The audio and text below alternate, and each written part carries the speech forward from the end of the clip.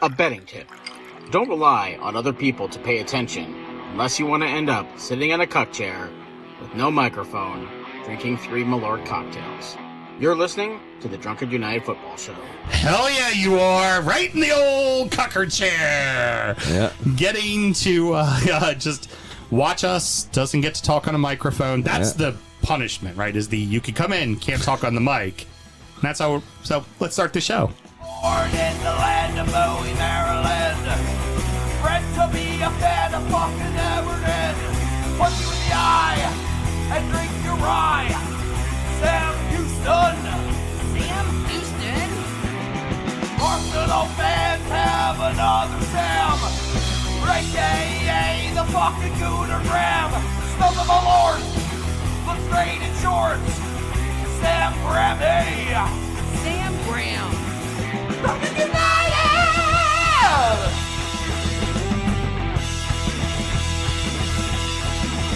Drunken United!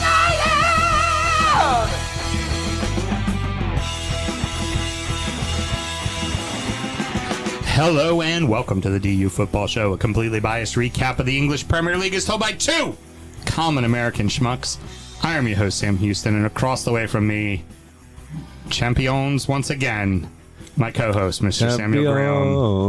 Champions, ole, ole, ole. I'd like to ask how you're doing, but it's hard for us to move around in this room with your fucking head taking up the entire I'm fucking not space. sure who to call when I've had an erection lasting more than 4 hours when I didn't take anything. I know, but it's doing the sweet, sweet fade, and I appreciate having my hands free. How about that? And on the ones and Jesus twos, producer Christ. Mel. How you doing over there, producer Mel? I was better a few minutes ago. No, you weren't. No, you weren't. You weren't. Mr. Graham, congratulations, sincerely. Really. Thank you very much. It's, First time in 22 years. Saying you were so happy your penis was doing the fade, Graham. That was the Oh, joke. that's a joke. I got it now. Mel. Listen, We understood the joke. I didn't understand the joke because when my wanger comes out, it's fucking 30 seconds of fury. There's no time for sweet ass fades. Okay, there's no gentle caress. I'm plowing. Okay. 30 seconds of fury that still created 4 offspring. We're recording at the DU Public House just outside the nation's capital. You can check us out wherever you get your podcasts. And, of course, streaming live every single Monday night except for after this because we're taking a break because the fucking season's over and we don't do fucking World Cup coverage. Should you want to chat with us, there's many ways that you can. Mr. Graham, tell the good people how they can get in touch. Sure, it is at DU Football Show on all the social media and dufootballshow@gmail.com to get in touch via email. And yes, we're not going to be doing any summer shows because I don't really care about Brazil beating Curacao 19-0. Well, and I also have 2 other shows to do because I'm a glutton. I have obviously the Naptown Blues fan cast. So if you want to hear about a local USL2 soccer team on a weekly basis, come listen to that. Or more importantly, a drinking story with the lovely producer Mel. Yep. We have 3 episodes up, and we're recording another one that'll be out this weekend. And the most recent one we did, the Boris Yeltsin show, is really fucking good. Yeah, we hit our stride on that one. Nice. I feel like I finally nailed what it is I want to do with this show with the Boris Yeltsin one. Yeah. Well, also the topic was very easy to talk about. He's a drunken fucking mess. Yep. It was very kind of leans right into exactly what a drinking story is. And I weirdly blamed the entire world's problems on his vodka habit. Sam and myself both work in the wine and spirit industry and both have a deep, passionate love for all things distilled spirits. A deep, passionate habit. So is the red-blooded Americans we are. We vow to have a drink in our hand throughout this show and every single show. Mr. Graham, why don't you explain why we're drinking tonight, and I will explain what we're drinking throughout the night. Okay, so basically we have a couple of bets throughout the season, and we both lost one of those bets, essentially. Yes. So one is our head-to-head fantasy, which Sam and I had a bet. Sam beat my league with his league.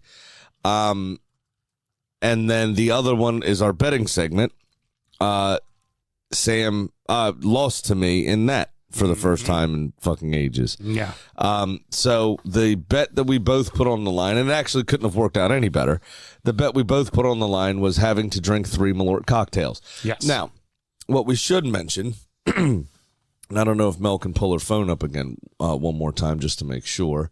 What we didn't mention, or haven't for a while now, I think, is the fact that there was a side bet between Brody and Houston that my league would do better than Houston's league. And that bet was essentially he had to cuck chair it if Houston beat me. And Houston did beat me, so Brody's cuck chair, and he has to sit here. He wants to talk.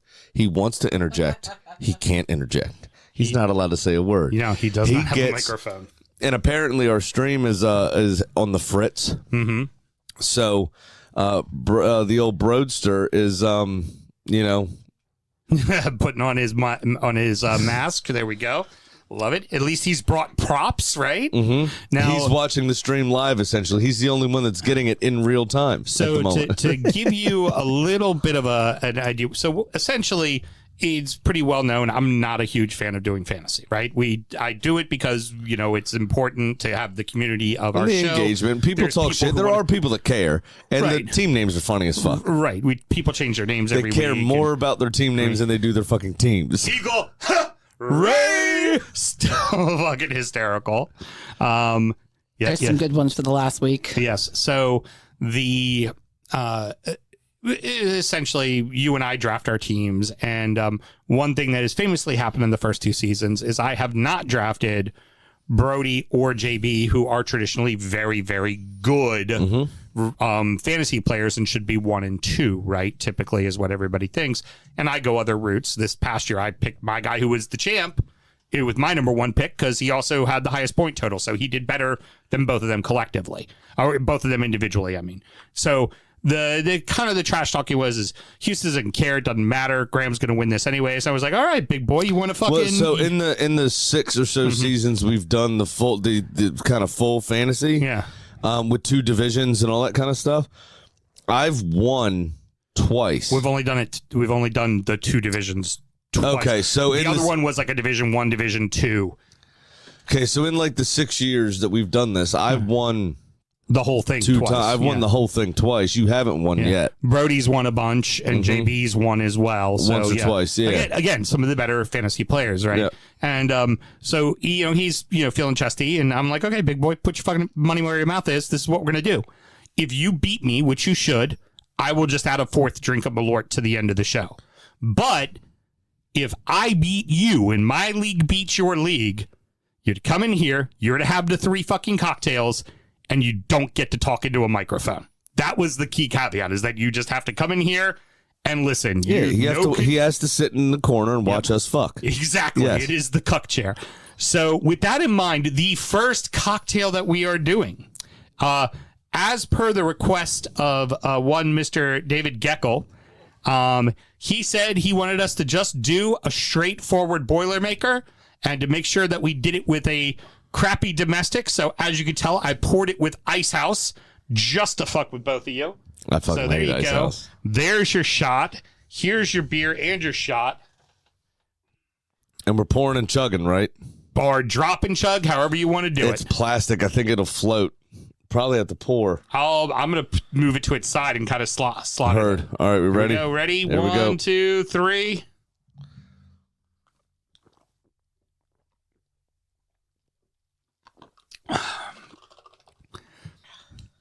That wasn't that awful. I mean, That's for the disgusting. amount of Malört we drink, God. I've had worse. Oh, no. I'm getting all of the things. Yeah, I'm here for it. Brody's having a hard time, we can tell. I hate both things so much. Yeah, well, that's how it's going to go. And then we have 2 more cocktails, which I'm going to do as we continue throughout. Cocktails, like flat-out cocktails that I already made. If you follow us on Facebook, you would have seen the videos already for what I made. I saw something as I was putting one of the kids down. Yeah. I didn't watch it because I couldn't at the time. Alrighty. Well, then let's have a good show, kids. Yeah, let's have a good show. Cheers. Well, I don't know.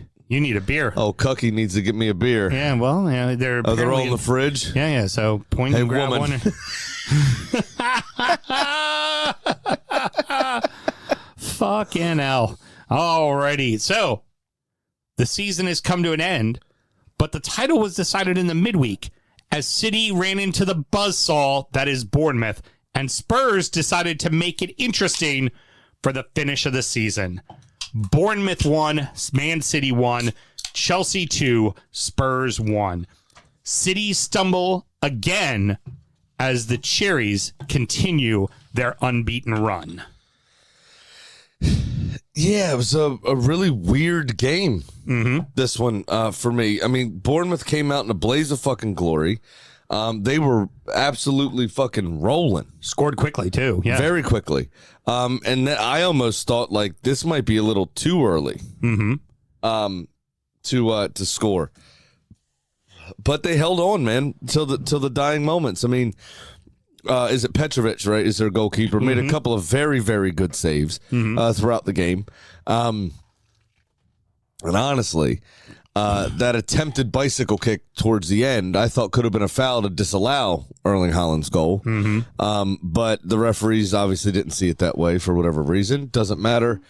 They dropped points, and Arsenal were crowned champions at the end of that day. Yeah, it meant fuck all because the title then goes to Arsenal. And we've been talking about this multiple times on throughout the week that we saw them losing points in multiple places. Yeah. We were not surprised that they lost points to Everton, and we sure as hell were not. We were all expecting them to drop points to Bournemouth. We were pretty convinced it was going to happen. So I thought Bournemouth and was it Brentford they had as well at one point. I thought those were the two games. I was a little surprised about Everton. But at that point, Everton were still vying for Europe, but y'all's home form hadn't been that great. Yeah, it'd been so it was a little bit surprising, especially going 2-1 up after falling down 1-0. I was like, there's no way they're coming back from this. But y'all did. And that was, again, I mean, the one of the most special things in my life, I probably rate this trip that I went on as the fifth best experience I've ever had, right? I've had 4 children, and I've gotten married to a wonderful woman. And then this. I was a part of it this season. I was there. I was there the weekend that we took control of the title race. And you can say, because we did win out. Yes, you did. You did the job. That is the weekend that the title became ours. It was. Absolutely. It was. And we were there for it. And it means the absolute world to me, man. It's all the Banter Club shit from years, I mean, I'm sure y'all seen the TikTok. It's such a special fucking thing. It's such a really special thing. And I'm honored to have been there, and I'm honored to have been a part of it. And what you guys did, we talk about Moyes a little bit more, as we talk about Chelsea and Tottenham, and then West Ham situation, right? He's both the ferryman and the kingmaker. Helping out his former player in Arteta, and then also condemning his former employers, who kind of screwed him over, getting rid of him twice. Agreed. And Smokey's part of that, right? He was calling Moyes out, and I said, "You really don't want to do this, brother." It's 2 seasons ago. You know what I mean? You really don't want to let him go. I'm telling you. Right. Now, for City, I wasn't so much convinced that Arsenal were going to hold on and win it, more so than I was convinced that City was going to screw it up somehow. It felt kind of inevitable that this was not going to be their year. They had just made too many bad mistakes in games that it just kind of seemed like, they're gonna fucking stumble. They're gonna fuck it up. It really honestly felt like I was like, oh, City's gonna be the team to bottle it this time. It's gonna be them. It's not gonna be Arsenal. And even after they beat you, I was still just like, Well, that was their final moment. That was the opportunity. And I think that was it for Well, it started with the stay humble shit, right? It started with that kind of stuff. You just saw them have this undeserved chip on their shoulder, especially after this. Now, after the season they had last year, right, where they couldn't buy a win for a decent amount of time, especially for a Guardiola side and the amount of money they have. You saw the writing on the wall. Yeah. You really did. Yeah. And I mean, we're going to get into it later, but I had in my prediction City finishing in third this season. Now, obviously, the squad is going to get them over the line in more often than not, so they were still going to be up there for me.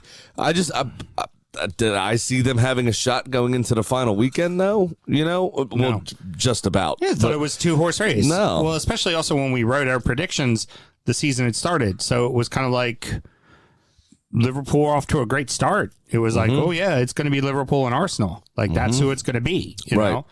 So it was one of those things where I don't know if Pep's powers are waning or it's part of what he said on the microphone, afterwards, because he's obviously leaving the club after 10 seasons. But one of the things he said was like the club needs new energy. It needs a new person to come in and do something.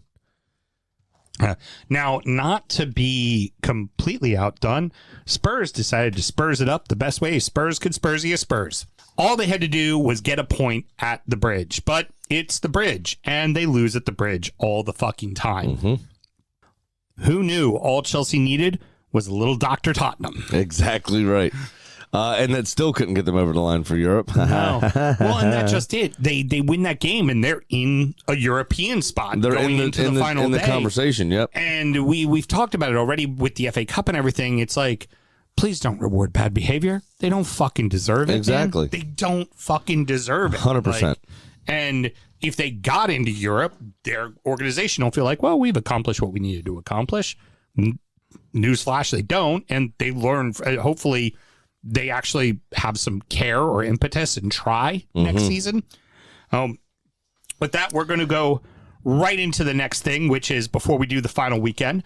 The Prem had its third promoted side and proved... Sam, wait. Yeah. Did you see that? What? I think someone's spying on us. Oh, yeah?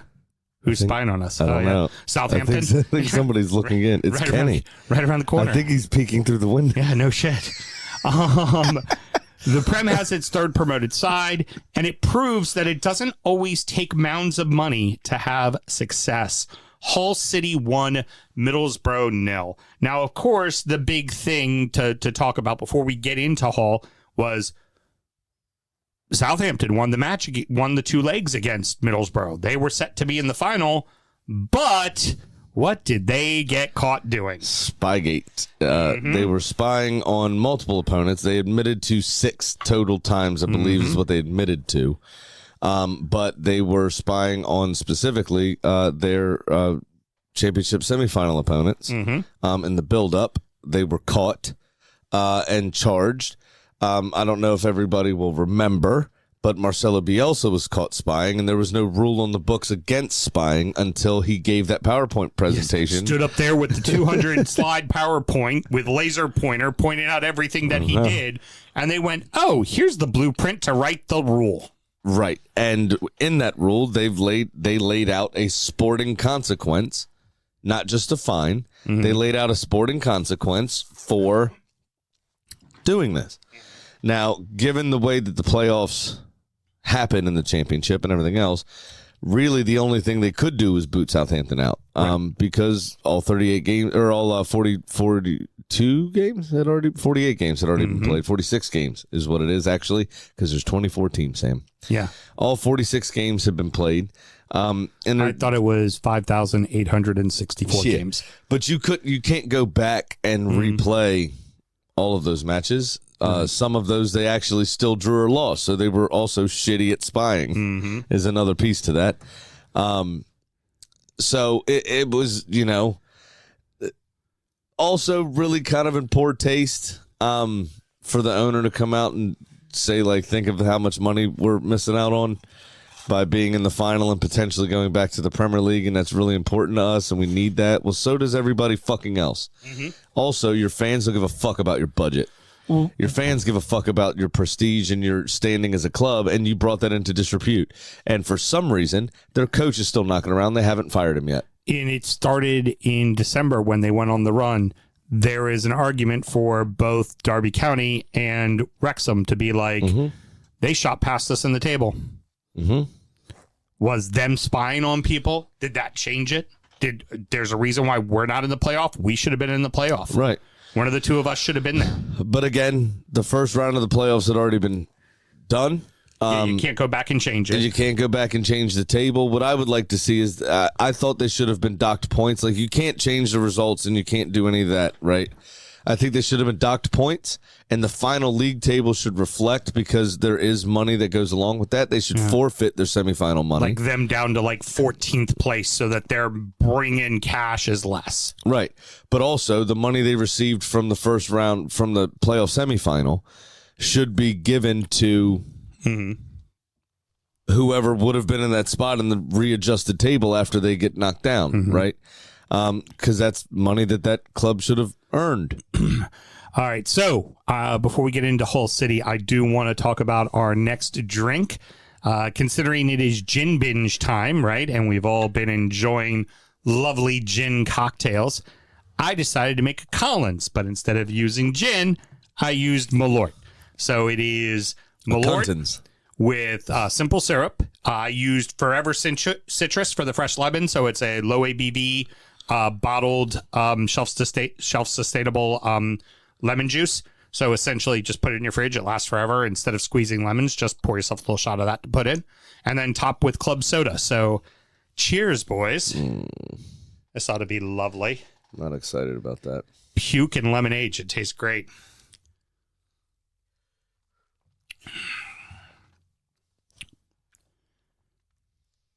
It's not horrible. Proving my point. What is it I always say about alcohol? Something savory, something sweet. The four parts to a cocktail. There's that. Anything in lemonade tastes good together. Yeah. Fair. Anything in lemonade tastes like you don't like. There's a little bit of that gluey aftertaste on the end, but honestly, it plays. It's it not totally bad. plays. I would not know this had Malört in it if you told me. Now I know Brody brought us beers and that there are titles for each one. Have you been writing down descriptions there too? Okay. You want to hand one of them to not either one of these? This one, number 2. Okay, so that's the one we're going to have. Mr. Graham, that's that one. And producer Mel's going to read about it for us. So we got. Oh, no, this is it mine? Yeah. Yeah, Okay, it's the pink one. Good. This is from Dewey Beer. It is strawberry pretzel salad. Mel, it's this one right here. Yes. She has the can. Okay. It's You have my the can. beer. Oh, okay, gotcha. Now, see, Graham seems to have an affinity for compote, so this might be right up his alley. This Eastern Shore classic concoction will give Graham a sweet chubby. Can't be chubby when you're fully erect still. Yeah. It kind of tastes like that Jell-O salad that you have with the little pretzels on the bottom. Have you ever had one of those before? Yeah, that's exactly what it tastes like. I freaking love this. I love strawberries. I love salty. I love pretzels. I love the whole combination. This is June in a glass.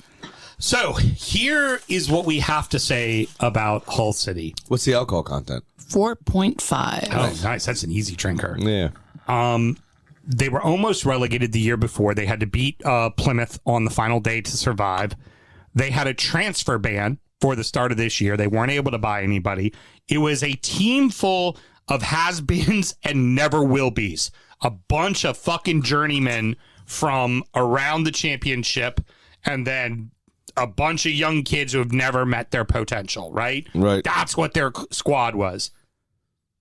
And they go out and they gain fucking promotion, Graham.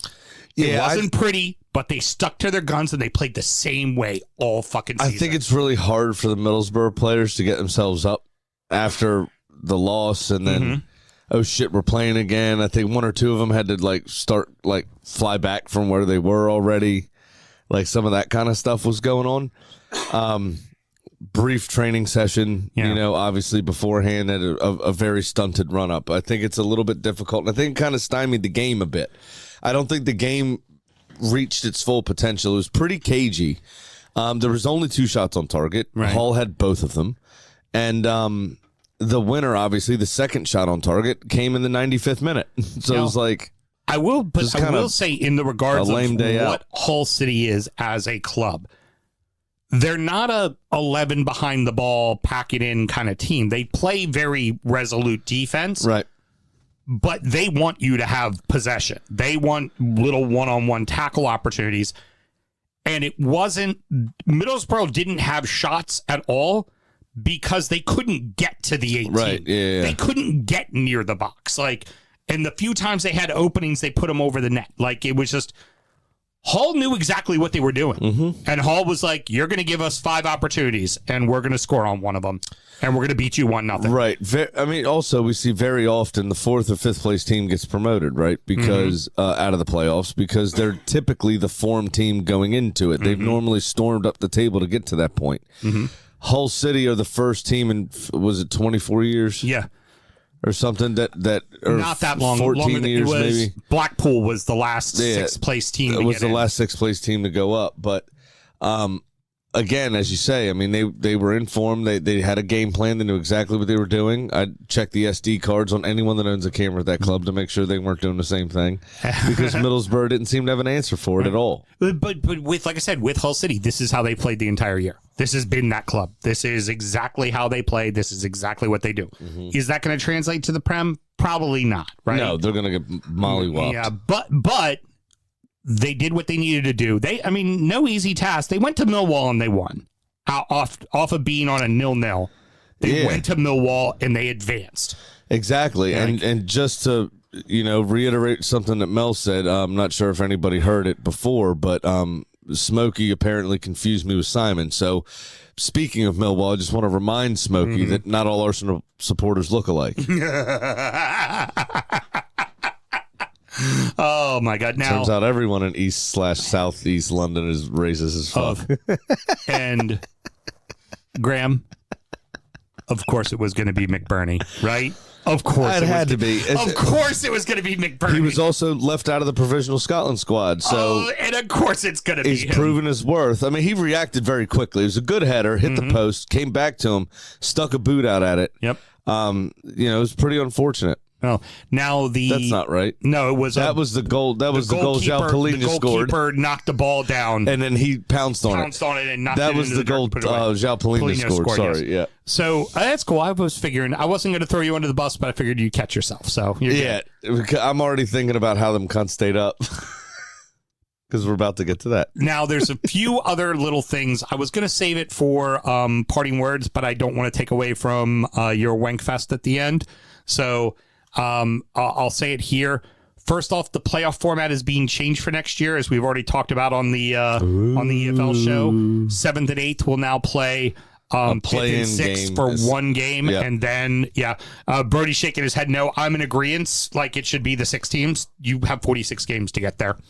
You don't need to add 7 and 8. Like, let me tell you something. If you didn't get there, fuck off. Can I tell you something? Mm-hmm. The idea of the cuck chair is to not acknowledge the cuck. It's fair. I was being polite by seeing if he wanted more beer, but it wasn't on camera or to the microphone. Okay. We don't need his opinions. Well, one would say, drinking with chickens. I love it. What one would say though, Mr. Graham, is that in some of the cuck videos, typically, they'll look at the cuck and remind him of what he's not getting to have, right? And talk shit to him. Well, he's definitely cleaning up at the end. No shit. Now, here's what I want to mention to you, Mr. Graham. For next season, here are your championship derbies that are going to be happening. Derbies that are going to be happening. Can't wait. West Ham, Millwall, that's of course. Number one. Easy. Black Country, Wolves and West Brom. Come on. And the last one had the little skirmish out of the stands and everything. Not for nothing. Original 12, Burnley and Blackburn are playing each other again. All right. Charlton and Millwall fucking hate each other. Yeah, true. Now, they had to play each other this year, but they do it again. Gaining promotion with a rout of Stockport, Bolton are back in the championship. Yep. Their bitter rival is Preston North End. Yeah. That is the most meh derby I've ever like. It's like, oh, it's Bolton. Well, no, it's Palace Brighton is the most meh derby ever because it's based on a street. Let us not forget the South Coast Derby will happen again with Pompey and Southampton. And now there's, you know what else about the Southampton fans? They turned up to the second leg after the charges had been levied, wearing hedges, like dressed as hedges with binoculars and shit. Same thing, that fucking airplane thing from Cardiff, man. One of the best jokes I've heard was Luke Moore of the Ramble said that he's a Pompey supporter, and he said if that entire fucking stadium, if Fratton Park does not turn out with binoculars, the entire fucking stadium turn out with binoculars for when they visit, they're doing something wrong. Yep. They're doing something real wrong. And then, not for nothing, I think you have a new heated rivalry now. Borough and fucking Southampton is not going to be pretty these next It's two. not going to be nice. Especially considering when in the second leg, remember one of the goals that Southampton scored, player ran in front of the Middlesbrough crowd doing the binocular thing right in front of their faces. Oh yeah. So the other thing I have here too, that's the other, players are getting involved. The other thing I have here too is after that long of a train journey from the northeast of England down to the south coast, are you really still ready to fight? Are you really still ready to be angry? Because this is the difference, right? Like in our court system. So if your neighbor makes you mad and you go kill your neighbor, it's a crime of passion potentially, right? You probably get some sort of manslaughter or non-meditated issue. But if I drove to my ex-wife's house 8 hours away and I still did it, that's still a problem. Yeah. You know what I'm saying? Yeah. That's the difference here, right? So they're so far apart. Does it really? I think that first leg's still going to be pretty fucking heated.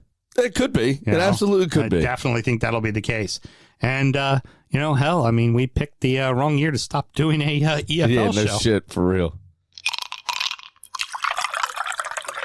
I've got a great idea.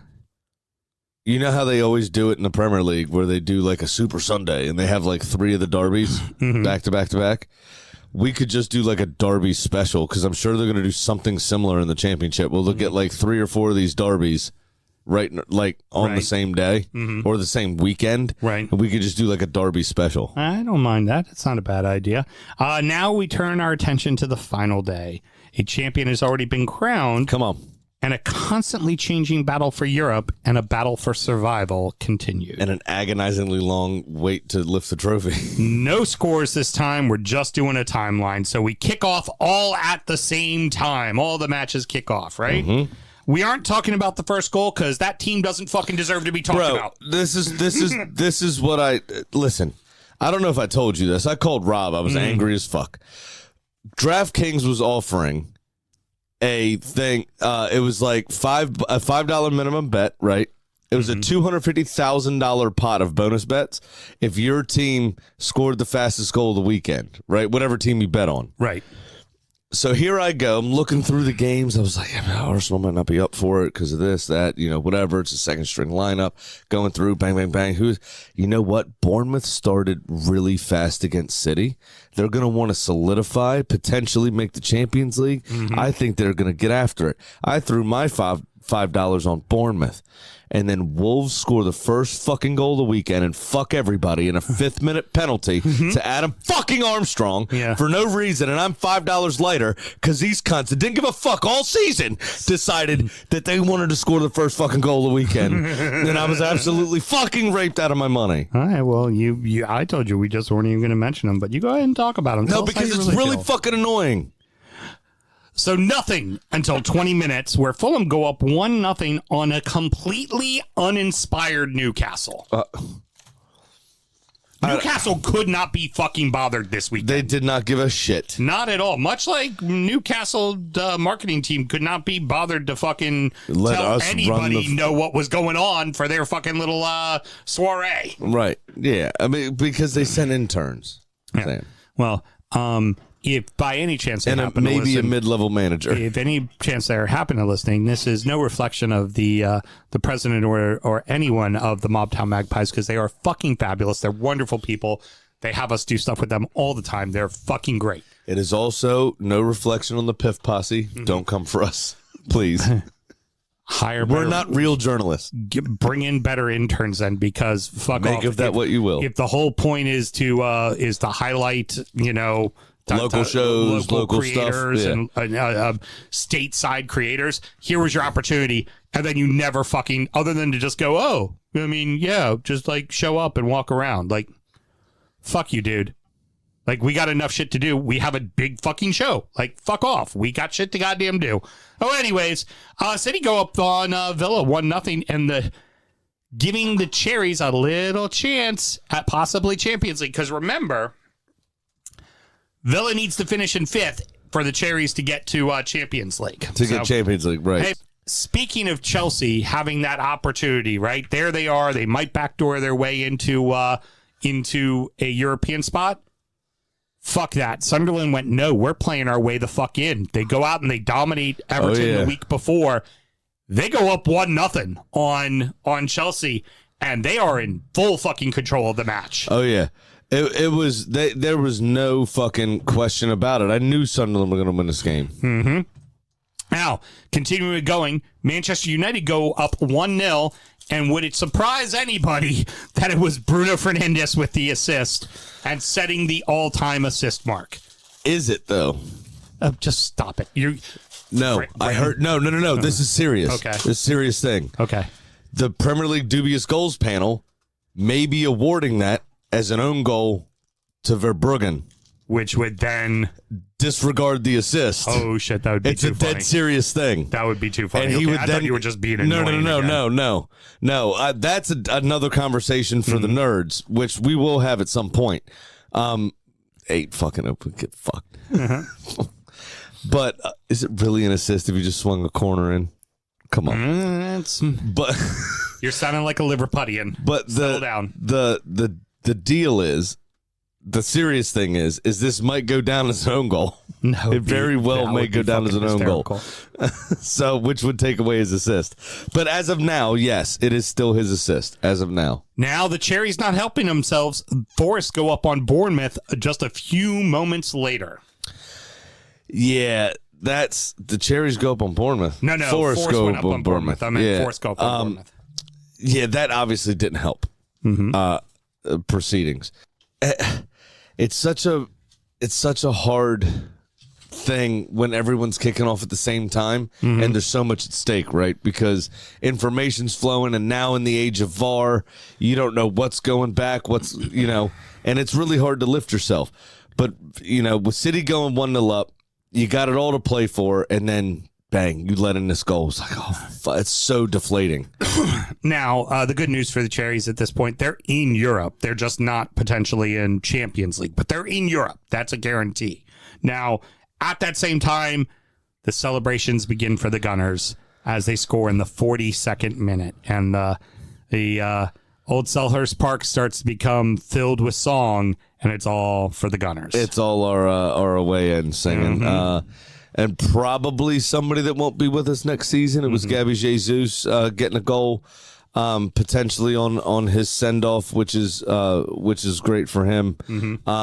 I've always liked him as a player. Injuries have obviously plagued him almost his entire time here. Yeah. Also at City, it plagued him too. Yeah, it's quite sad for him, but we I'm happy for him. I really like Jesus as a player. I just, the injury troubles, it's just too much. All right. Well, with that, since we are celebrating, Mel, what's the next beer we got from Brody with... is this for me here? Yeah, yes, it is. This one is a Whopper. Smells big. It smells like a barrel-aged stout, this one. Yeah, it does. Sorry, I have a description I have to read in very lovely handwriting. I wouldn't go that far. Have you seen Houston's handwriting? Yeah, have you seen mine? Yeah. Prairie Artisan Better handwriting Ales. than you refrained. Because I have a handwriting of a serial killer. Go ahead and You say said- it. you said- it out loud. I was just going to call you a bitch. You didn't refrain. You said it out I loud. was going to be like, because you have terrible handwriting, bitch. What an albiest. Prairie Artisan Ales. I don't know what that means. Cheesecake Marty in the bottle in the fridge. Oh, that's tell me where it's at. Here's another Graham favorite. We know he gets creamy over creamy cheesecake. So this pricey bottle, $14.99, is a special treat in honor of Sam's 40th birthday and his beloved Arsenal winning the league. Still, Very good. ounce for ounce, cheaper than a Threads cheesecake.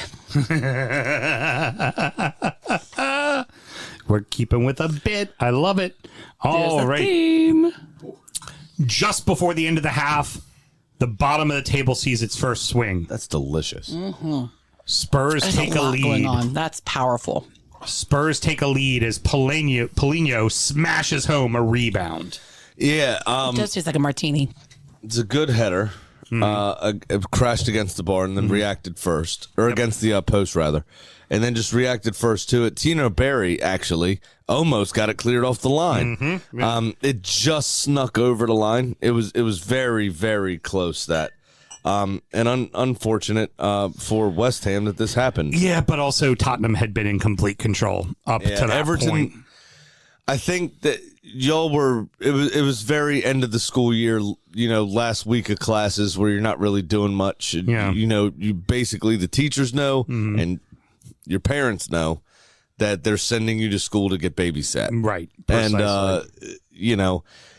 I think y'all had the same sort of situation that West Ham had, where if Tottenham drew, the goal difference was so insurmountable Right, that they weren't going to stay up anyway. Yeah. I think you had the same situation with the European places, where if you won, we weren't going to catch you up. weren't going to make up the goal difference. Right. Precisely. So it was one of those like, fuck it. Man U doubled their lead. Seagulls fall to 7th and now in trouble of missing Europe. Yeah. That was, I saw that, and to be honest with you, I'm amazed that they finished today in the European places. So whistle blows. Bournemouth, Sunderland, and Brighton are in the European spots. West Ham currently are going down because Whistle blows for halftime, by the way. Halftime, I meant. Sorry. Yeah. And we move on to the second half, and suddenly it's goals galore. Villa and Watkins equalize to spoil Pep's going away party. Oh, wait, another goal happened in the game we're not talking about that Cunts. equalized. Absolute cunts. United and Arsenal also scored to then grow their leads. And your least favoriteest thing that happened. There was a bevy of goals all within the first 3 minutes of the second half. Halftime. Yeah, it was just what ridiculous. You just had your team talk. I don't care if it's the last game of the season. You still just had your team talk. Right. How do you fuck that off? Right. Exactly. It's like, I just don't get it. You know your jobs. You know your fucking job. Yeah, go do it. There It's should not hard. be Go a goal fucking do in the it. first 5 minutes of a game unless it's individual brilliance, and there should not be a goal within the first 5 minutes of halftime. Just shouldn't fucking happen, and it annoys the absolute crap out of me.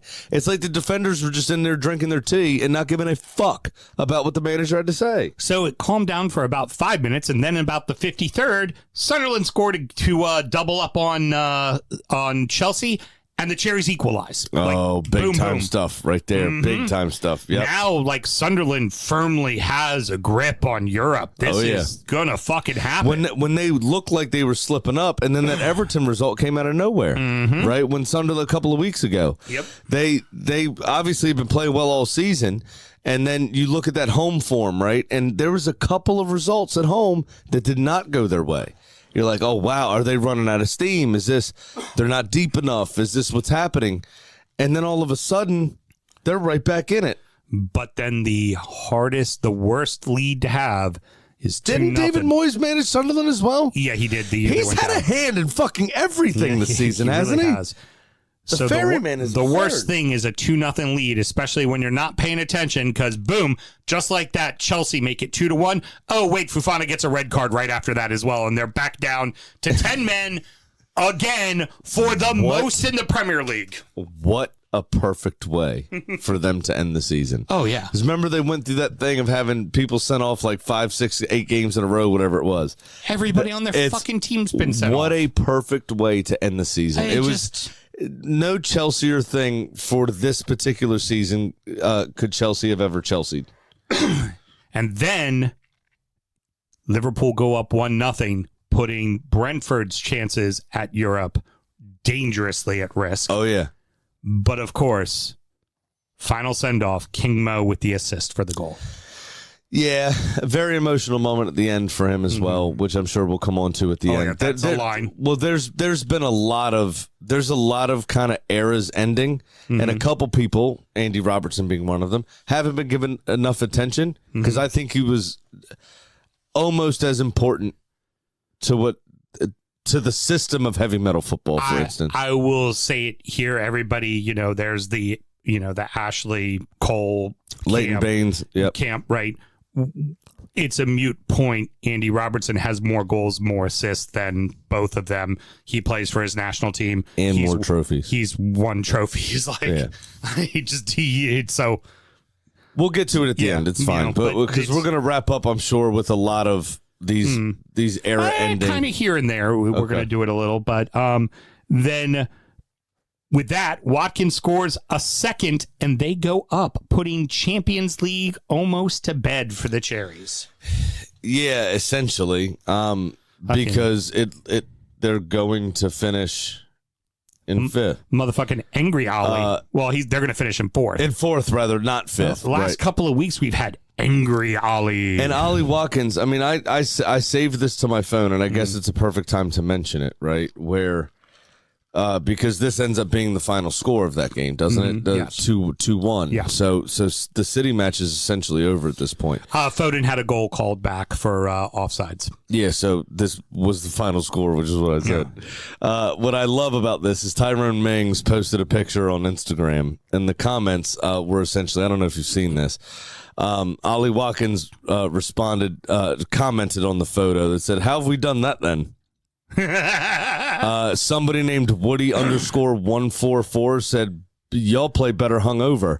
And Tyrone Mings agreed. He said, "Not wrong. Think I've cracked it." John McGinn then responded, "Could have done with some aircon though," because it was very hot. I'm sure. Yeah. And then Harry Maguire coming out of left field with just laughing emojis and clap hands. It wasn't him pointing. I would have just assumed it would have been a finger pointing. So essentially, the Villa players are admitting they're hungover as fuck from their Europa League win, obviously midweek. Still congratulations as well, by the way. And Ollie Watkins go, "How have we done that then? Like how'd this happen? How the fuck we manage that?" Beat Pep it's on his just going an away. Amazing bit of social media. Yeah. This is why social media exists. Right. Stop arguing with people on Facebook. Yeah, this stop is saying awesome. Racist shit. Yeah. That's good shit. This is cool. I like this. This and cheesecakes. Yeah. Clearly. Yeah. This is great. The Bees equalize at Liverpool at Anfield, but their problem is they got to win, right? They have to win, which they could win and knock out Brighton, who are down 3-0 at that point. Yep. Offering nothing. They are offering nothing in that match. It's dead in the water. Which is absurd to me. It's like, it's there. Go get it. Right. But Fabian Hertzler may just be the new Marco Silva, right? Yeah, no shit. Now, West Ham... Because Manchester United aren't a big club anymore. Yeah, exactly. So we're just not turning up for them. Finally, West Ham score, opening the door at a hope for survival. You on his phone a lot. Yeah. They're not even looking at us anymore. Yeah, I hear you. What's the point in being here if he's not going to watch us fuck? You know what I'm saying? Mm-hmm. So, Mr. Graham, this is West Ham scored. Title. Here's an opportunity. Oh, West Ham scored? Yeah, they scored. Wow, good job, guys. 1-0. Yeah, they opened the door for survival, as you say. It's the problem is Tottenham are still in control of your game at that moment. So they're doing their job at this point, which is good for them. That's all they can do is control their controllables, right? And they're doing that. We're about to talk about that, but the next thing that happens in the next 10 minutes is the barrage of subs, right? In the 70th minute, Mo goes off at Anfield. Brian Bernardo Silva goes off at City. Guimaraes goes off at Newcastle. That's a fucking ridiculous sit at City. Mm-hmm. Stones and what's his name? Yeah. So Bernardo Silva. What I have to ask you this question, Melissa. What are y'all playing at? Football? No, you weren't, because you ran over and gave Bernardo Silva and John Stones both a guard of honor. Are we And the talking Villa players agreed to it, supposedly, Are we talking about Sunday? yeah. I watched the Everton match. Because as soon as the board went up, both sets of players ran over and clapped him off in a guard of honor as he walked off the field. Assuming we were still drunk. hey, Graham, they weren't winning the title, so they had to win something. They won that guard of honor moment. Yeah, we won the crowd. But why would you agree to that? It's so weird. I don't know. It's such a weird thing. I don't know. I was watching Everton fuck off for Spurs. Such a very strange But thing to what do. happens during that time is they kind of, you do the one sub at 70 and then you do the next sub at 80, giving each person Their own moment, yeah. And the key thing is what you were talking about earlier with Liverpool. It was that key opportunity where first it was Mo, and honestly, I get why Mo got subbed off first and Robertson second. Robertson's worn the armband. He's honestly, Mo's done a lot for that club, not as much as Robertson's done. Robertson's 200 really and some odd turned down. goals and 400 and some odd appearances is a big deal. Yeah, Robertson, arguably the greatest left back to play the fucking game in the Prem. Could be. Like, yeah, you absolutely know, could like, be. It really, I mean, No, fair numbers dues. numbers don't lie, right? And But wore the to that- armband to a that lot. to that helped point- carry that team. You know, To that point, isn't Mo Salah probably the best winger that's ever played in the Premier League then?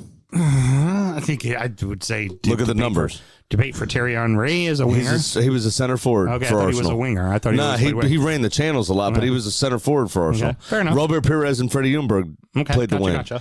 I'm just saying, like, goals are the best bit. Mm-hmm. We always say that, right? That's what we're in this for, is goals. Mo scored them.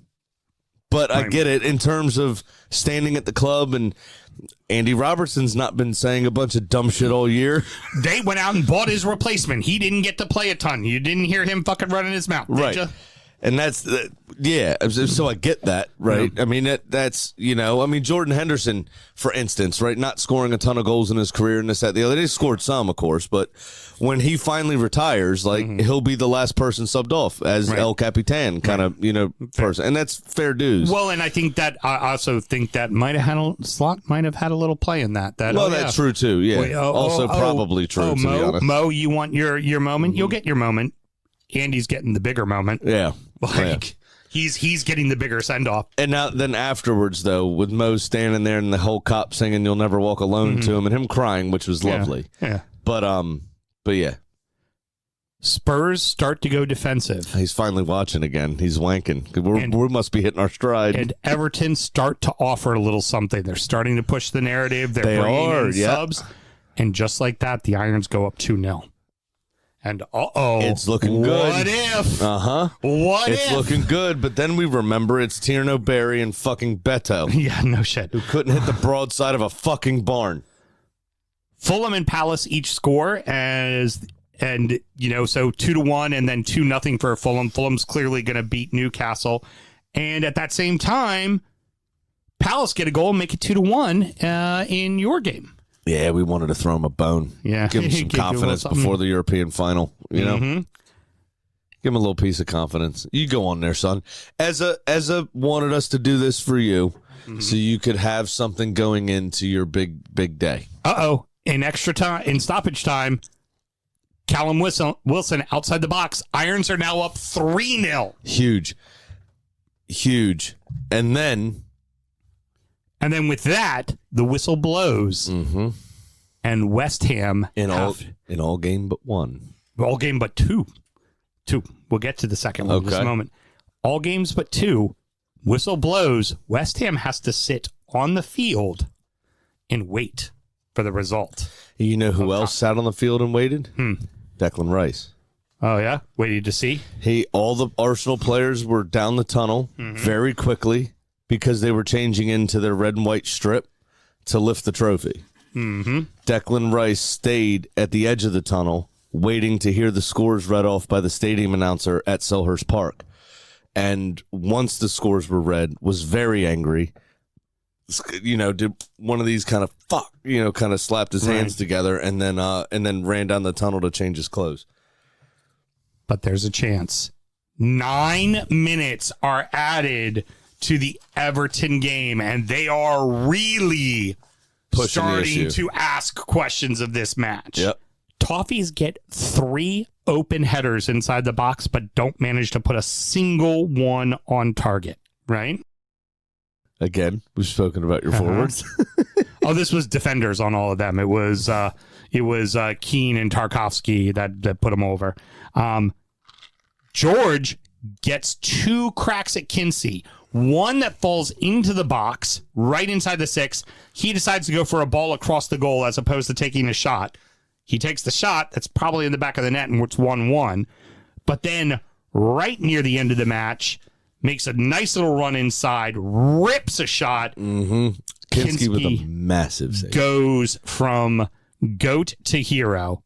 And just because remember what happened at goes from 0 to hero from Atletico Madrid when it was subbed off after 18 minutes or whatever it was. A save that very well likely saves their season. Mm-hmm. Knocks it away. With that, the second to last whistle blows. Wolves and Burnley drew 1-1 in a match played by 2 championship sides in the English Premier League. Yeah, pretty much, yes. Wolves, you scored that early. You couldn't fucking hold on and win. I had Burnley in 20th. You had Burnley in 20th. You couldn't fucking just give us one. Couldn't give us one. It's fucking stupid. Why wasn't it just so fucking blow? I hate them.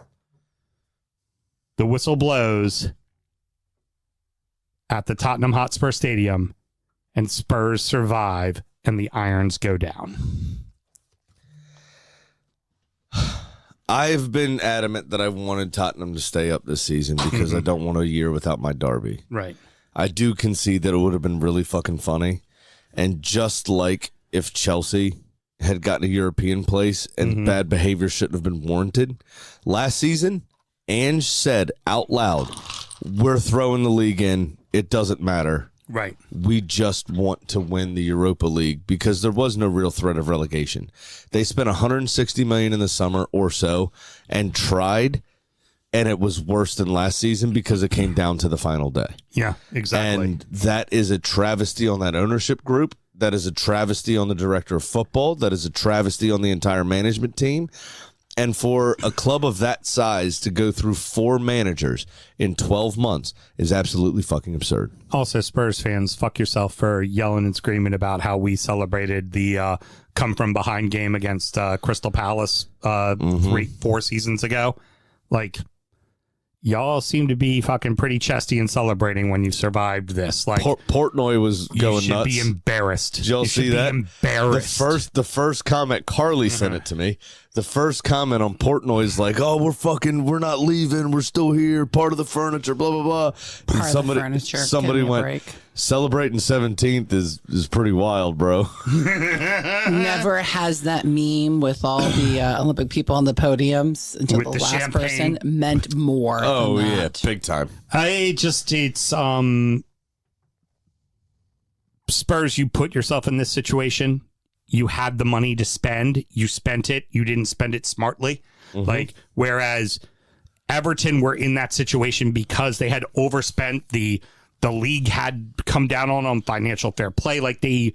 They were scraping by. Yep. And then you said it best. Everton are too big to go down. Spurs thought they were too big to go down. Right. And they're fucking lucky. They are very, very fucking lucky. If Everton had gotten a result against Sunderland the week before, Everton really would have had something to play for. Everton would have made your life a lot harder. Also, Everton loves to fuck off opportunities like this. We've done it our entire, very true. The entire career of our team. That's what we do. But with that, Mr. Graham, none of that matters. Arsenal raised the trophy for the first time in 22 years. Yeah. That's it. Graham. Champions. Graham, you're the fucking champions, man. It's been a long time. It's been a lot of frustration. There's been this long lapse of trying to figure out who you were going to be. The Wenger Cup.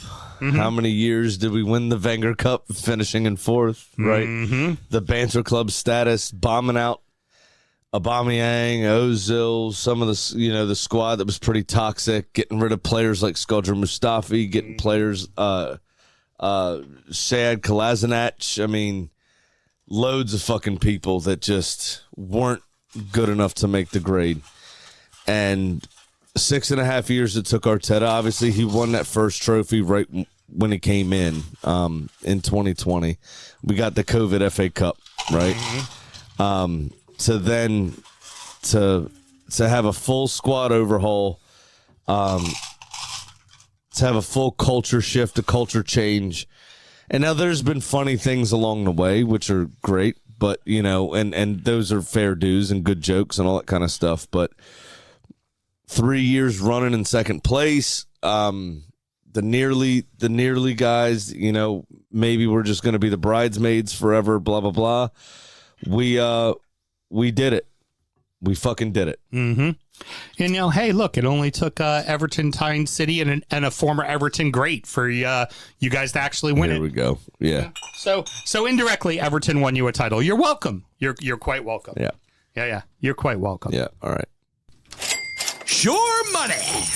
All right. So, for those of you unaware, if you're just checking us out for the first time, which would be a weird time to jump in. Hey, don't discourage. We've had Patreon people sign up on the last day of the years. This is the segment in which we make bets to better inform you on your bets. A lot of times I go big and bold. Sam goes sensible. We both lose a lot.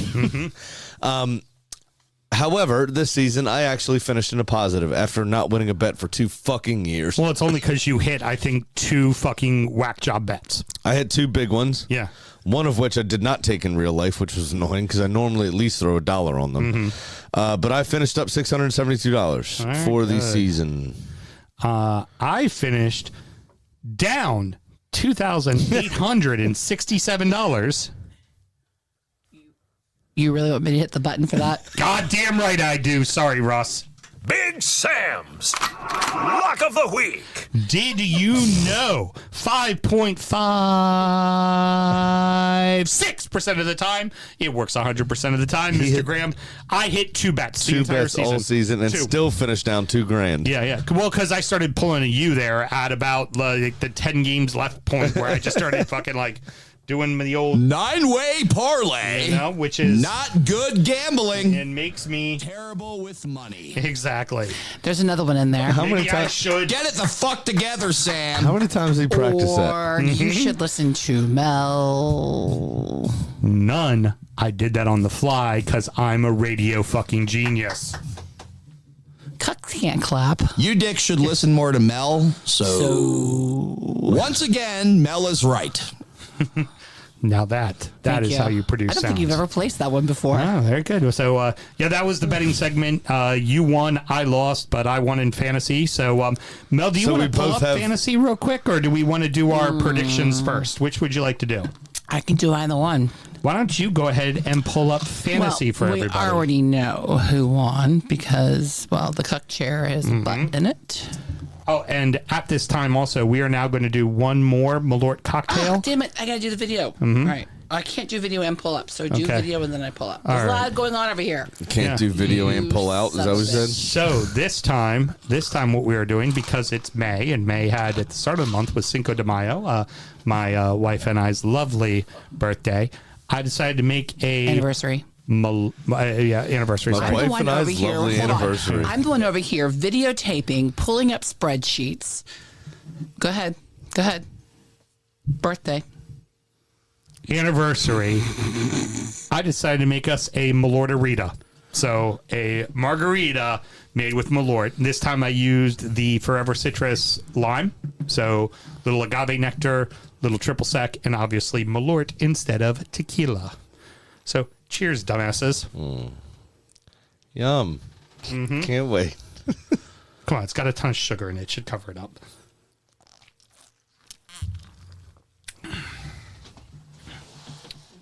Not really.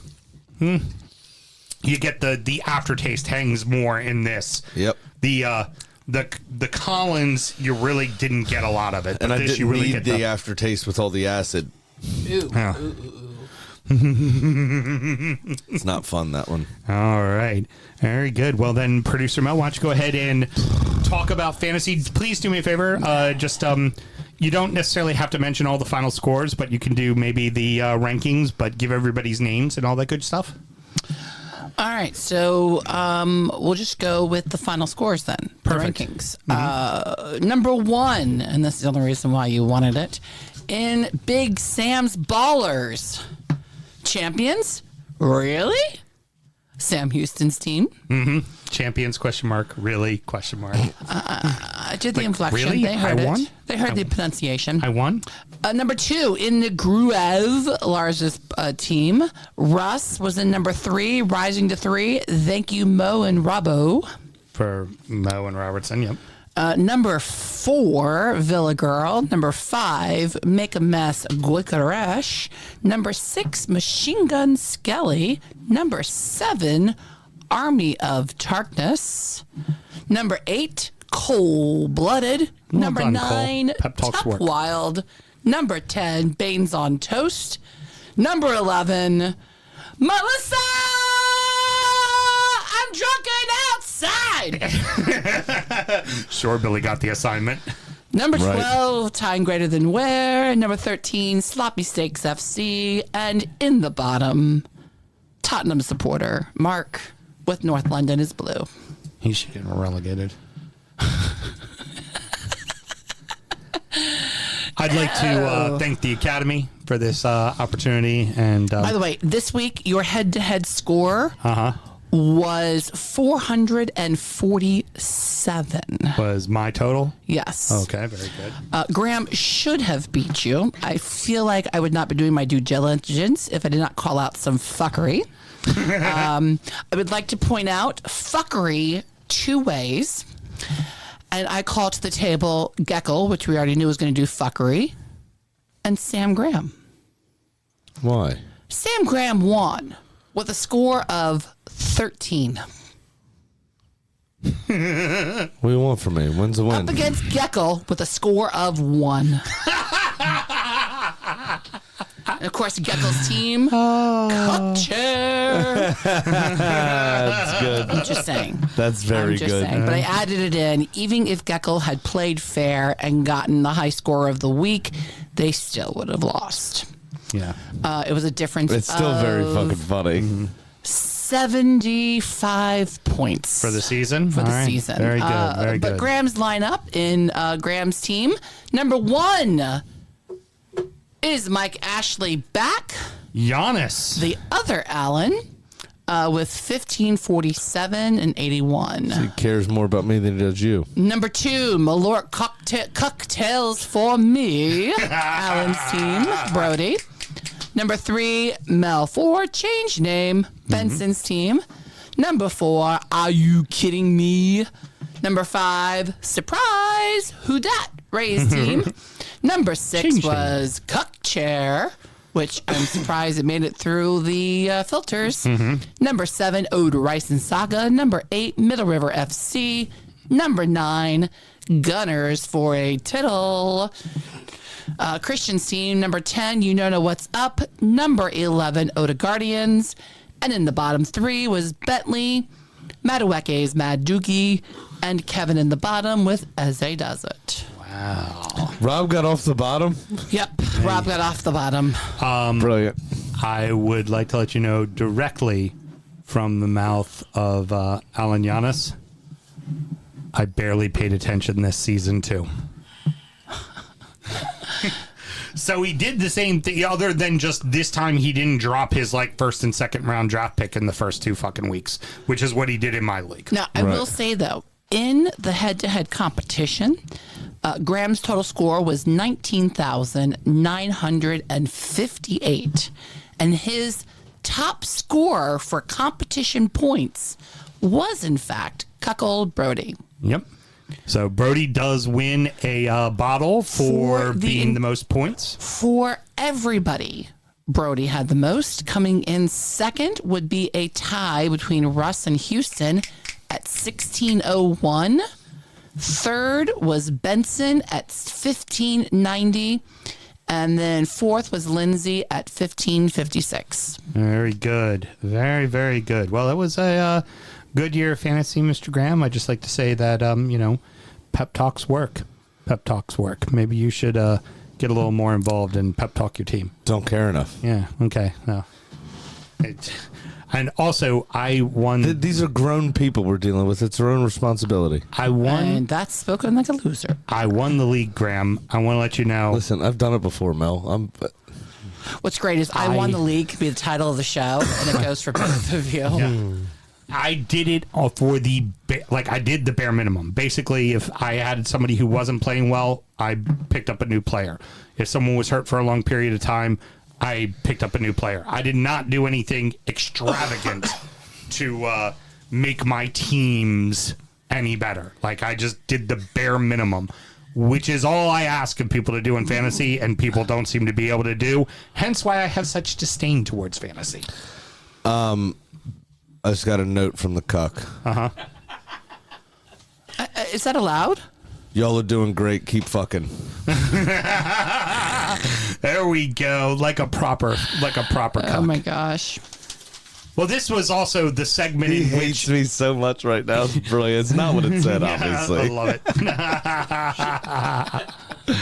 All right, Mr. Graham, it is time to do our annual predictions to wrap up the show. Here we go. Another 3-2 win for me to even it up, I think. Yeah, that's typically what it is. So far in the 6 years that we've been doing it, we haven't been doing it every year, but for the 6 years we've been doing it, this would be year number 7. The total score, Houston 24, Graham 23, of like a possible 300 points. Yeah, of course. Yeah, that's we're fucking murdering it, my dude, murdering it. So, what we do is 1 through 20, and then we pick FA Cup, League Cup, top scorer, first manager sacked, yep, and then dark horse. So, Mr. Graham, why don't you go with your champion? I have been for years now willing it into existence that Arsenal win the title, so I did it again, and I would be correct. I agreed with you. I had Arsenal winning the title as well. I felt it was finally your year. Second place, who do you have? I had Liverpool. I thought they were going to compete a bit more. You and I have the exact same thing for 2 and 3. I went Liverpool, and I felt City was going to take a step back in third. So we both missed on that. Both got that wrong. Fourth place, I will go first. I thought Chelsea was going to get their shit together, and I thought they were going to be title fucking contenders. I thought they were going to be a real thorn in people's side. So remember for a bit when they were, and then they fired their manager for no reason? Yep. I was completely wooed by that. I had Aston Villa, and I would be correct. Correct. Spot on. Yep. Very good. Now, I did have Chelsea in 5th, though, is the problem. They were not. Well, you know what? I did far worse than you. I figured Forest was going to be able to manage everything, and I felt the schedule was going to be accommodating, and I put them in 5th place. I thought they had a really good squad. Well, they probably could have if they didn't fire their manager for no fucking reason. Exactly. They don't fire Nuno. They had a good thing going. They don't fire Nuno. I think they're probably a top 10 team. Mm-hmm. You know, the ship kept on rolling. I think they might have given Villa a better go for their Europa League semifinal had they not fired Nuno. Very much agreed. So, in 6th place, we both picked the same thing, and we both got it dreadfully wrong. Yeah, here's where I fucked up. Is I thought Thomas Frank coming in and the money they spent were going to get them over the line, and they just absolutely shit the bed again. Right so there dead with you. wrong about I that. picked Tottenham as well. 7th place, I went with Newcastle. I felt like they were going to make sure they figured out a way to get into Europe, and until about the last month, it kind of looked like they were. And just right off the cliff. Oh, yeah. I had Brighton in 7th. Which they did finish 7th, right? I think No, they finished 8th. They finished 8th. You missed by 1. Well, we'll make sure about that. Yeah. There you go. Look at that. The cuck's ready to fluff you. How about that? Okay, fuck off. All right. Who did you have in 8th? In 8th place, I had Newcastle. Okay, very good. I had Manchester United. I didn't think they were going to be awful, but I felt like they were going to at least be a top 10 side. Yeah, so it's not Newcastle, is it? No. Ninth place. I had Manchester United.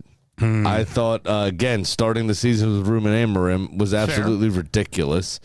But they weren't going to be able to recover. Turns out all it took was Michael Carrick to come in and right the ship, because they were the best team in the league for the second half of the season once he came in. I was bullish they would be in Champions League, but I was bullish they would be in Champions League because they would win Europa. I had Villa in ninth. I figured that Champions League was going to be a little too much for them. The schedule, they had started. Remember, we write this after the transfer window. They hadn't scored a fucking goal yet. Right? Yeah. True. Let's remember that. Villa hadn't scored a fucking goal in their first 5 matches. Very, very They didn't true. score. But I didn't think that they weren't going to be in Champions League. I just knew they were going to win Europa. I knew that. It's Emery. Of course, they're going to win fucking Europa. We knew that was going to happen. Yeah. 10th place. Who did you have? In 10th place, I had U-Lot, Everton. Same thing. If they would have just done their fucking job for the last couple games of the season, they would have been fucking 10th place. Yep. I absolutely had them in 10th. 11th, who did you have? In 11th, I had Fulham. I had Brighton. So Fulham is 11th, right? Fulham was There you 11th, go. yeah. You are up now. Oh, my God. 3-1. Uh-oh. This is a big deal.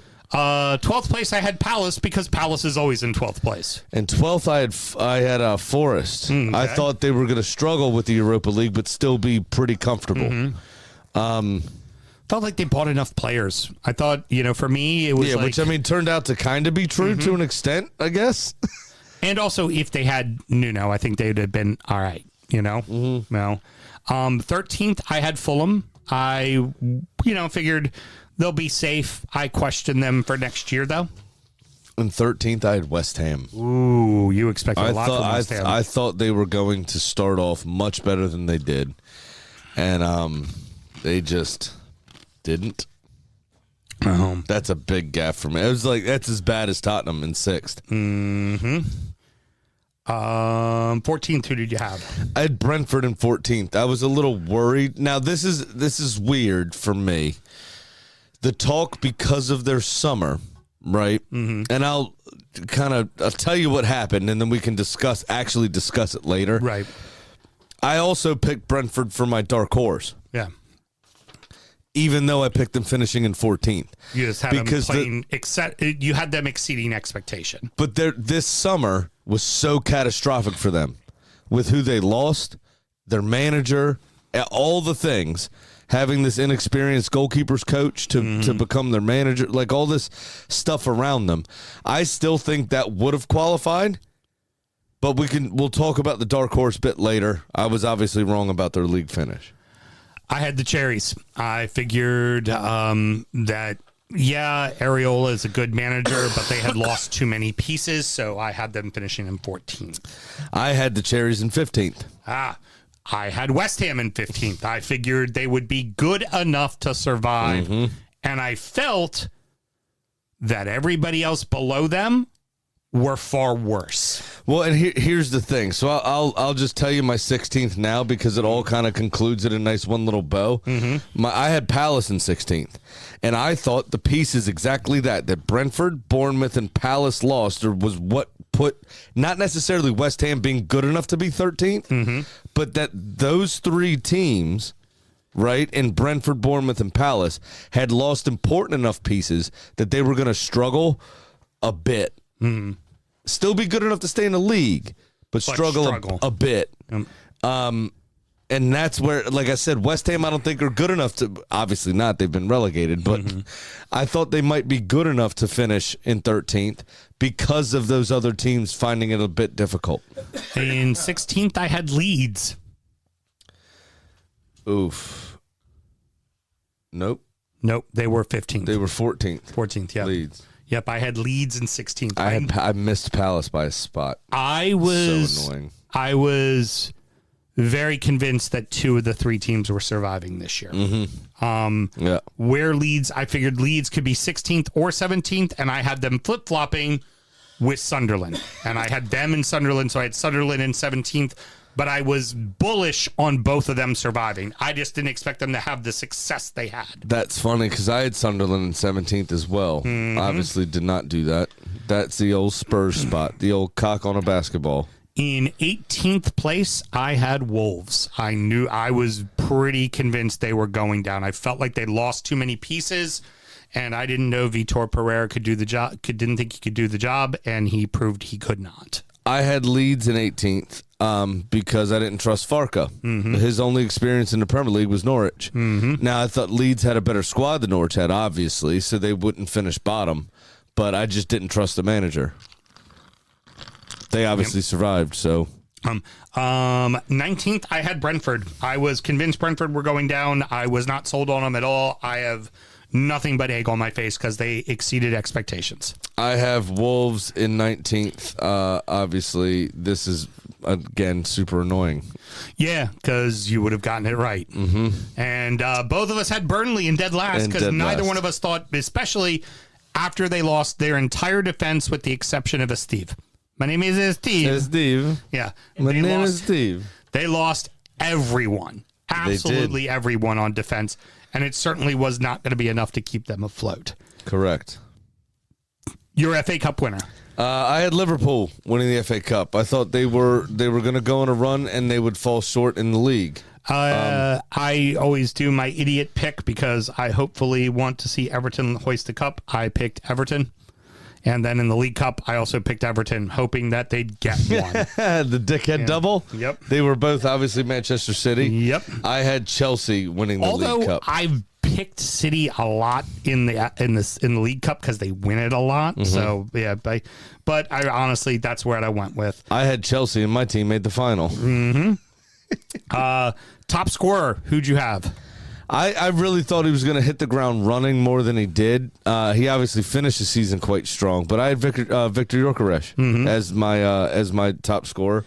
Also, with the drought that Haaland went on last season, and we saw him with a bit of a drought this season as well, but he had enough braces that got him over the line away from Semenyo and Igor Thiago. So Victor Gyökeres wasn't really even in the conversation, to be quite honest. Fortunately, Thiago slipped up at the end. I had Haaland. So Nice. There we go. I got a second. There you go.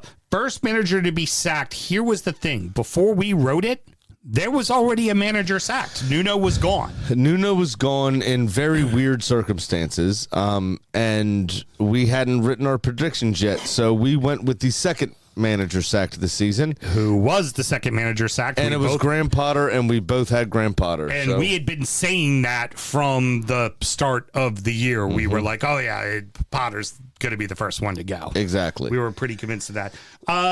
Dark horse, I don't like that you put him in 14th place and call him a dark horse, but I'm giving it to you because you had them as your dark horse. They almost got into Europe. That's the most dark horsey thing a dark horse could do. It went down to the final day, but also everyone kind of tipped them for relegation. Yeah. And like pretty serious relegation. I mean, like they had them being relegated by March kind of thing. Right. With who they lost last summer. I put them in 14th. You can argue that that's not a dark horse. Ultimately, that's fine. where if did you they want. really finish? You had them as a dark horse. Where you put them in the table does not matter. Okay, fine. They finished top 10. They almost I'm got not into arguing Europe. anymore. I'll take it. They're a dark horse, and I concede that. I had Everton as my dark horse, and if they would have finished the season with any semblance of caring, they would have been. You know. I would say, even though you finished in 13th with 49 points, I would say that you should get the point for that. I'm not going to take it because that was honestly, Graham. But you're talking about 4 seasons in a row. One more point than they scored last season, so I can't give it to me. They had to be a top 10 team for me to consider it to be a. For really, honestly, in the world of dark horse, if you're not in the top 10, you're not in the conversation for a dark horse. Okay. So I'm not going to give myself the point for that. All right. So I ended up with 3. You ended up with how much? 5. Wow. I got 3 league positions correct, and then the first manager sacked, and you gave me the dark horse in Brentford. Very good. The only reason, and part of this stems from the conversation last week of like your boys' podcast, Ryan, talking about calling for Moyes' head and all this kind of stuff, right? The last 3 or 4 seasons, y'all have been staving off relegation. And for you to be in the conversation for Europe, albeit a very outside shout with the goal differential on the final day of the season, that's what I think qualifies you. Yeah, personally. Because you look at that, I mean, 1 point better than last season, yeah. But you weren't worried about relegation. And points-wise, you were there or thereabouts. So... for a European spot, and that's a big deal. When I say this, you're going to change your mind completely. You are now up 28-27. Yeah, suddenly you don't care. You'd be like, no. You don't need to consider yourself a dark horse. I'm up. So, Mr. Graham, that is going to wrap it up on another season. Obviously, if you guys win the Champions League, we're going to do a Drunken Stupid show with you and Rob giving each other the old wank for, but... Yep. If that does not happen, this is it. This is, as far as the DU football show goes, this is it, boys and girls. This is the final show. Yes, for this season, yes. Yeah. We'll be back, obviously, late July, early August with our preseason stuff. Our getting to know you shows and all those sorts of things. Coventry, Ipswich, and Hull City.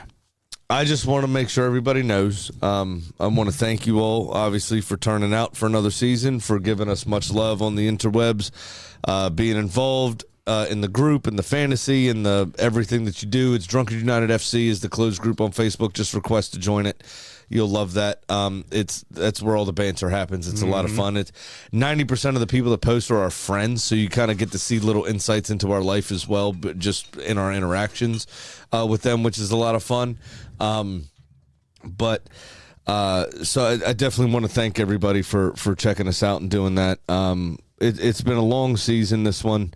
We've had a lot of ups and downs. We've had a couple of tragedies in the DU family this season. We're thinking of all of you. We're always keep you in our thoughts, our prayers, our vibes, all those sorts of things as well. A little disclaimer, for the next 12 months, I'm going to be an obnoxious fucking cunt. Worse than I normally am as I tote around my Premier League trophy. Honestly, deserved. You're allowed to do it, man. As soon as the season is over, as soon as swimming season is over, let me say, I don't get tattooed in the summer because I enjoy playing in the pool with my children. There will be a Premier League tattoo on my body, Premier League trophy tattoo on my body, and it'll more than likely includes Declan Rice's words as he was on his haunches at City. It's not done because it fucking wasn't. Very good. Now, we are going to give a little shout out here. Cuck, you can pick up your microphone. You might want to look that up first. Brody, you were a very good sport. Appreciate you coming in and putting your money where your mouth is and doing the thing. What did I put where my mouth was? Hold on here. It's easy on. Mel, you got to bring up his. Yes. Where did I put my mouth again? Yeah, exactly. Yeah. Had it on all kinds of things tonight. But the note he actually passed me said something about his fantasy score being the top scorer and how the rest of us cunts are to blame, essentially. Yeah. Whatever. Keep whatever. You're doing a great job, I think, is exactly what that paper said. So I got another bottle of whiskey, so there we go. Exactly. You get another bottle of whiskey. Good on you. But here's the key thing with you being such a good sport. I just want to let you know, the aforementioned Ryan from the Blue Frontier, whatever the fuck they're calling themselves these days. He's a giant negative Nelly every single time he does the 20 for 20 show. They haven't once supported our show with mentions or any, like when they've guest host on our show, they don't fucking mention it. In this world, you're supposed to look out for one another, try to help each other out. And frankly, you financially support this show. Oh. You actively do things like this. You allow yourself to be made an ass of as a bit for the show. You are now our Everton correspondent wow. going What into an 2020 for next year. It will not be Ryan. So you get to have battles with Graham now. Real quick, just say, That'll be too hard to replace. I don't know if I can top Ryan. I think and Graham. You know what? You could actually be fucking positive instead of going, "Oh, we signed Grealish." That was last year. Can I also say he doesn't financially support the show overall? Yeah. He's a small piece in his $5, which you could find at patreon.com/DFootball show. You sign up to that $5 tier. You get our extra content as well as ad-free shows. You are such a good hoe. Thank you very The much. best hoe. But, there is another joke in there that I'm not allowed to say. No. I'm not going to say it. And that's it. You're But done. you made him sound like You're our done, cuck. You made him sound like our benefactor. No, just you know what? There are people like him and Short Bailey and Russ and Rob and just there's a platitude of people who help support this show, and that makes it so this show doesn't cost us fucking money, right? Anymore. Like Well, it goes for something. Well, Something to be the said whiskey for that. list still does. Yeah, well, I mean that's We its did own have thing. a couple people donate to that though, which too, was as well, massive to and have help people us help out Yeah, with that this absolutely, season 100%. as well. So that puts Mr. Graham. Puts a bow on it. That puts a bow on this season. Till the summer, everybody. Have a good hot time, guys. No, he did. Born in the land of Bowie, Maryland. Bred to be a fan of fucking Everton. Punch you in the eye and drink your rye. Sam Houston. Sam Houston? Arsenal fans have another Sam. AKA the fucking Gooner Graham. Smell the Malört. Looks great in shorts. Sam Prem, hey. Sam Graham. Brooklyn United!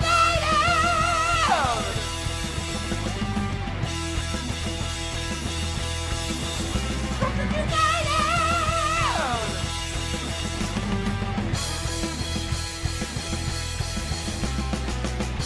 Hit the fucking mute button!